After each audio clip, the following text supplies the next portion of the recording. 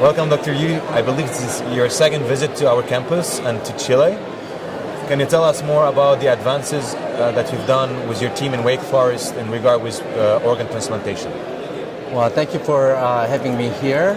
It's just wonderful to come back again this year. The advances that we have made at our institute is making organs, and so far we have developed organs that include the bladder, urethra, and vaginal tissue, and we're currently doing a clinical study using muscle cell therapy for the treatment of urinary incontinence. Okay. How many patients were able to be transplanted with the different organs in total? Well, for bladder, we have initially treated 7 patients, and we have followed them for over 10 years. And after that, multiple patients were treated as a phase 2 clinical studies performed by this biotech company called Tenjian. Okay. And the perspective is to be able to transplant more patients. No, absolutely. We hope to,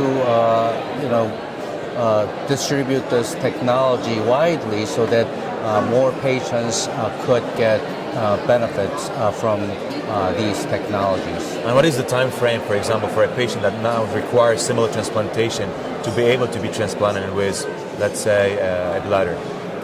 Well, the time that is required, for example, to have these technologies available for curing? Oh, for available to the clinic, to the public. Well, the time required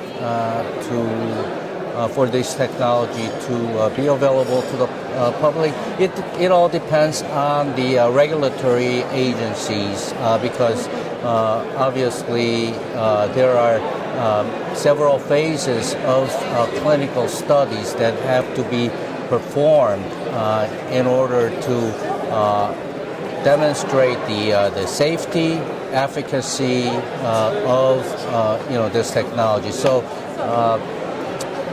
it may take 5 years or 10 years. It depends on the fulfillment of requirements. And what are the other organs or challenges that you are planning to do in the future project for other organs, for example?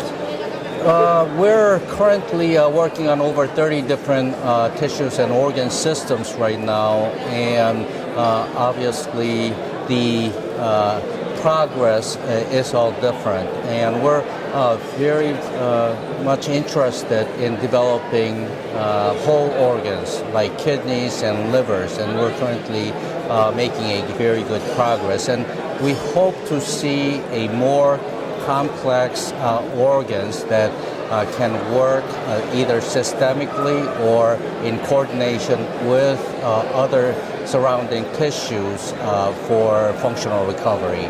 I believe engineering, for example, a kidney is way more complicated than a bladder. What are the real challenges for engineering these type of tissues?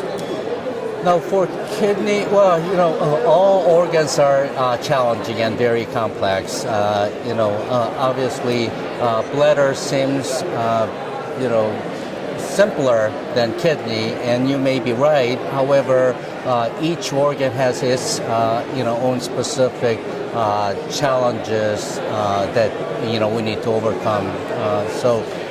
Like for kidneys or livers, they are solid organs that require structural, similarity to the liver that we have in our body, and trying to replicate that along with placing those specific cells in their specific location, is very challenging. And my last question is, what is required for Chile to be able to acquire these technologies to our country and propose it to our patients in Chile?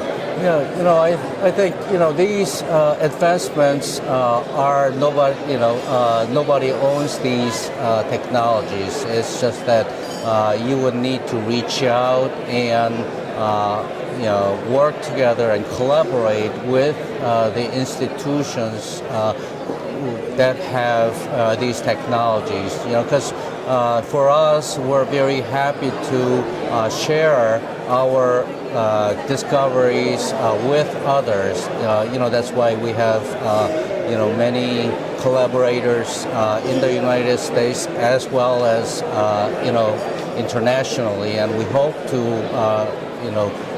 establish a working relationship with universities in Chile. Well, welcome back to Chile, and thank you for communicating all this knowledge to the Chilean society and the scientific community. Thank you again.